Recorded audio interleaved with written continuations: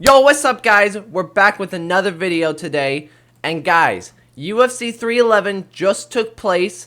And what a card it was, guys. What an actual card. I'm not even lying. This card was actually genuinely really good. It started off rough as normal cards do. But for this one, it just gradually got better and better. And then it peaked when we got to Yuri versus Jamal Hill and Merab versus Umar. I'll get to those fights as we get onto the video, but overall, guys, this card was actually amazing. It was like a 8 out of 10 to be straight up honest with you. Maybe like a 7.5 out of 10, but around that. Great card, great finishes. Not actually that much, but the ones that we did have were very memorable. And we also had, I'm not gonna make a separate video, but we also had the announcement of Alex Pereira versus Magomed Ankalaev. And Justin Gaethje versus Dan Hooker. Bangers those are, guys. Those are some banger fights right there. But without further ado, let's start off with the first fight. Tagir Alibekov versus Kaiten Carpenter. Yeah, I got this one wrong. I also got I think I got 6 out of my predictions right and 6 of them wrong. Pretty rough night, I'm not gonna lie, but you know, it is what it is. I'm not betting or anything. It's just me predicting. Pretty rough though. It is pretty rough, guys. But Tagir was just better, honestly. Clean Carpenter, he kind of just got humbled, to be honest. There's not much really I can say about this one. It's just that Tagir was just better overall. He just dominated him as far as the wrestling goes, and he looked like he didn't. He looked really good, coming off a year layoff, which is why which is the reason why I said Clean was gonna win. Because Tagir took a year off, but no, Tagir looked great coming back. Ricky Tukurius versus Benedito Sopa. I'm glad I got this one right. Sopa looked really good. I don't know why. For some reason, I was watching this fight, but I for some reason thought that Sopa was losing this fight for some reason. But then I locked in and watched the whole thing, and Sopa was dominating him. Great fight. This is not much I can really say besides it was just a good performance. He busted him up pretty badly, actually. It was a really good scrap, but I don't feel like people are going to be talking about it that much, to be honest, because there were just bigger and better fights on this card, but this was a pretty solid one on here. Now we get into the first major upset, guys. There were a lot of upsets on this card. Renier Nakamura versus Mini Gafurov. Gafurov he looked really quick. And also, can I just say, this guy does not shave his back. If you guys were watching the event, this guy has just a lump of hair on his back, and he just doesn't shave it. I've watched his other fights before. He just doesn't shave his back. I don't know why. It's so annoying. It's so frustrating watching him just have that on his back and never shave it. I would love to know the reason why he doesn't shave it. Someone in the media, please ask him that. Please ask him that. But yeah, he actually looked pretty quick in this fight, and he rocked him. I don't know why Rina did not wrestle. He didn't try to wrestle at all. I don't understand why he didn't. Because that was he had the advantage to that, and when he did, he usually did control. Yeah, it was, this was just I honestly thought he just wanted to lose this fight. I don't understand why. I guess he just wanted to lose, maybe get the feeling to know why. Maybe he just didn't want to be undefeated anymore, guys. Maybe that's why he didn't want to wrestle, to be honest, But yeah, I'm a little bit annoyed about this one, because it was so frustrating watching. Why didn't he take him down? It's so weird. Carla Rosa versus Alan Perez. To be honest, I should have gone with Alan Perez. I'm not gonna lie. She looked pretty good throughout the whole fight. She won by, I think it was unanimous decision, 30-27. She used her wrestling to control the fight, and even on the feet, which I thought she wasn't going to do that great on, it was pretty competitive, actually. So, fair play to her. She got the win, and she's actually low-key rising up the rankings very quickly. Alright, Grant Dawson versus Diego Ferreira. Listen, not that much of a banger fight. This wasn't a war as I thought it was, but it was a good scrap overall. I'm glad Grant Dawson won. And he made a good calling out Beneil Dariush, since Beneil's fight got canceled. And that was, he probably watched my video, guys. He definitely watched my video. That's why he's calling out Beneil Dariush. No, I'm joking. But obviously, he controlled him throughout the whole fight. This is the American version of Khabib Nurmagomedov, guys. But yeah, he looks pretty good, honestly. And yeah, I'd say put him on the Miami card, to be honest, against Beneil. Volkan Gustav versus Billy Aquina. I was a little bit worried about this fight, because Billy was able to take down Gustav. I'm like, whoa, whoa, are we getting a major upset right here? But then no, Billy just gassed out, tremendously. And also, the commentators were saying that Billy had no training camp. He didn't train at all for this fight, which would explain why he gassed out and kind of gave up in the second round. And Gustav just like, I didn't think, I thought if he was going to win this fight, he would have knocked him out. But actually, he submits him, so that's kind of crazy. I was not expecting that. But yeah, fair play to both guy and Gustav. I'm so angry about this one, guys. Zachary Reeves versus Bilal. I'm so angry about this one, guys. I'm so pissed off. I'm like, I want Zachary Reeves to win this so bad. Oh, wait. Okay, guys, listen here. Me and my father, we watch these UFC events, right? My father is a big fan of Bo Nickel, right? Guys, don't ask. And he glazes him so badly. So I found this guy, Zachary Reeves, and I'm saying this is my version of Bo Nickel because this guy's elite. Turns out he gets TKO'd in the first round against a guy on a short notice. So I was definitely not happy. Listen, guys, it was just a fluke. It was just a fluke. He'll come back in the next fight, and then he'll go on a title run. No, I'm joking. Yeah, he got humbled. He got humbled pretty badly. He got beaten up pretty bad. It was pretty frustrating. I was very upset about this one. I think out of all the fights we had, this was the one I was the most upset about. Payne Talba versus Renato Barcelos. The biggest upset of the whole card, guys. Payne Talba was a minus 1,400 favorite. I'm pretty sure he was a minus. You get what I mean. And Barcelos was a plus 750 or something like that. Something crazy. And then he beats up Payne Talba. He humbles him. It's crazy.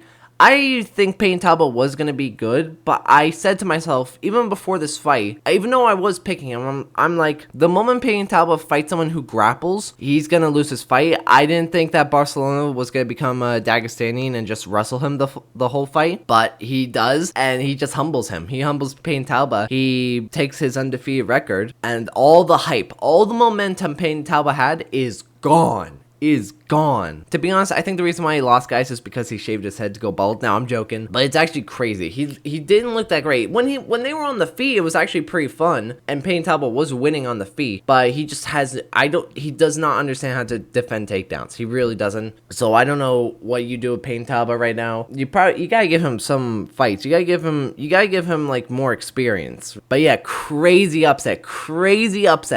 Payne Talba was a minus 1,000 favorite, guys. Oh my god, that's actually, I don't think there's gonna be a bigger fraud checking than that, guys, to be honest. Alright, now we are on the main card. Kevin Holland versus Renato Dar Rider. I'm very glad I picked RDR to win this fight. He took Kevin Holland down instantly, like, straight off the gate, went for the takedown, and submit him in the first round. I thought he was going to submit in the third, but no, he actually submits him in the first round and made it look pretty easily. And he also called people out in the top 5. Rainier, hold on, my guy. We're not there yet. We're not there yet, guys. Let's fight one more person who's unranked, and let's do it soon, because you didn't take any damage, okay? Let's fight one more person. I think it should be him versus Bo Nickel, to be honest. I think Rainier would destroy him. I'm just saying, guys. I made that idea for an older video, you know? That's all I'm saying. And then, after that, then you fight someone in the top 15. Or if you fight someone in the top 15, I'm fine with that, but that was a great performance from him, to be honest. That was a really good performance. And I just think Kevin Holland's washed. Kevin Holland is actually so bad right now. He's lost, like, what? He's, like, 1-5 in his last 6, I'm pretty sure. It's kind of crazy. He's just not good anymore. He's just not it, I don't think, anymore right now. Alright, Jelton Almeida versus Sergey Spivak. This was actually a really good fight. They were pretty competitive in the first round, to be honest. Like, Sergey was having his moments. Jelton Almeida was having his moments. And then Jelton Almeida, he catches Sergey. He then rocks him, and then he takes him to the ground and then TKOs him, I think, like 10 seconds before the round's over. If Sergey was, like, a bit more, like, defensive, trying to move around more, he could have survived the round, and we could have seen some more action from them, but he failed that, and he obviously got TKO'd. And Jelton Almeida also called out Ciryl Gane. I think that's a very good matchup. I think we should give Jelton Almeida Ciryl Gane after Ciryl Gane, quote unquote, Alexander Volkov. Like, that was like the worst robbery ever last year, guys. Like, give Ciryl Gane Jelton Almeida so Jelton Almeida can destroy, like, Ciryl Gane. I don't care. I don't care if Jelton Almeida is boring. I don't care if any of that.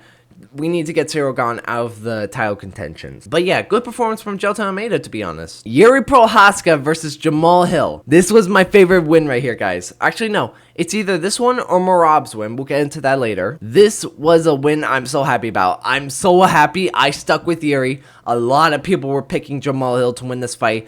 And then look what happens. Yuri shows the levels. His power, his head movement, his striking was above Jamahal Hill in my opinion. Jamahal Hill was having success. Like I had him 1-1 going into the third round. Don't get me wrong. I think Jamahal Hill was catching him a couple times, but Jamahal Hill was getting tired in the third, man. That's just because he doesn't have the athleticism, and he's just fat, to be honest. I'm gonna be straight up honest. And it was so satisfying seeing Yuri KO Jamahal Hill. No excuses from Jamahal Hill. No saltiness. You can't deny anything. You got knocked out. And this was a perfect way for Yuri to win this fight. Obviously, if you guys heard about the news, Yuri was helping this lady with cancer, donating $50,000 to her, and to make it the best win ever. And honestly, one of my favorite fights from Yuri, to get the win while also supporting this lady who has cancer. It's amazing. It's amazing, guys. It really is. And Yuri looked great. He really did look great, but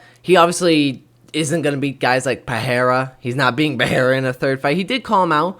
I wouldn't mind a third fight, because it's always fun seeing those two fight, but Yuri would get smoked by Pereira in a third fight. But yeah, great win for Yuri. I don't think, though, he should fight for the title, even though I just said I would like to see Alex versus Yuri. In all honesty, I do think Yuri needs to fight one more fight, and I do have an idea for that in a later video where I matchmake all the winners and losers of the fight, or at least most of them. But yeah, great win for Yuri. I'm so happy. This was probably my favorite moment so far of the whole card. Man, guys, before I get into this, Merab,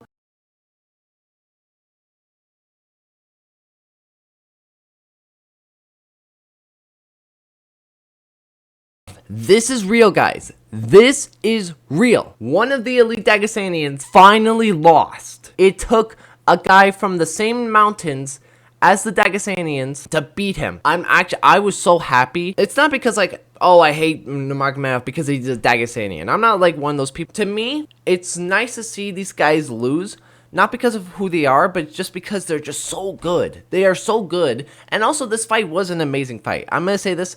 This was a great fight. Umar definitely won the first 2 rounds, in my opinion. He was hitting Merab a lot, but Merab's gas tank is just so good. I didn't think it was going to be that big of a factor in this fight, but no, Merab showed that his gas tank is legitimately the best gas tank in the world. It even made it look like Umar's facial expressions in the 3rd and 5th round and 4th showed that he's getting tired, man. And I couldn't believe that. I was actually like surprised. I really didn't expect him. And Merab actually got takedowns on Umar, which I was also surprised of. I thought their wrestling was going to be too close to the point that it was going to nullify, but no, Merab was able to get more takedowns purely because of his gas tank. And I saw this from a video a while ago, like we're talking a year ago, I think, from Lucas Tracy, where he said that Merab isn't good at anything. It's just the fact that he has an unbelievable gas tank that makes everything he has so much better. And that's pretty much true. Merab's gas tank is so good. He didn't do a single jab in this fight. He was literally just throwing hooks after hooks after hooks. I did not see him throw a single jab. It's crazy. But that's how Merab wins these fights. It's because of his gas tank. There's nobody on the roster in any division that can compete with Merab's gas tank. It is truly out of this world. And still, it's crazy that Merab was able to beat a Dagestanian. The Dagestanian legacy has been broken. Like, all those Dagestanian fans, all those, like, whatever, they finally see one of these guys lose. It's so satisfying to watch one of them. I mean, they're already humbled, but it's just nice just to see guys who have this aura of, like, unbeatableness. To see them finally lose, it's honestly pretty satisfying. But this was also just, like, this was definitely one of the best fights I've seen from the bantamweight division. And yeah, good job for Merab. Alright, now we are on the main event. Islam Makhachev versus Renato Moicano. Yeah, Islam submitted Renato Moicano. I mean, what were we going to expect? I would have loved a world where Renato beat Islam, but you can't go on a 1 day's notice and happen to beat Islam. Although Renato did make Islam slip. I'm saying, like, Renato making Islam slip is like a good thing. Me saying that right now is just me realizing how good Islam is. The fact that making Islam slip is like a positive for Renato. But yeah, Islam showed that there are levels to this game, And again, you can't take short notices against Islam. You could take short notices against other guys, but like you can't do it with like Islam. Islam is the pound for pound best fighter in the world. He shows that his skills are levels above everybody right now, and he got the submission in the first round. I would have loved to see Renato survive a little bit more, but yeah, he got submitted in the first round. He got smoked. So yeah, fair play to Islam. He showed that he did what he needed to do, in my opinion. He got Renato out of there like literally in the first round. But guys, that was me covering UFC 311, Makhachev versus Moicano. Let me know what you guys saw of this event. Did you think it was good? Did you think it was bad? Let me honestly give me your opinion. Hope you guys enjoyed this video. Leave a like, subscribe, and I will see you in the next video.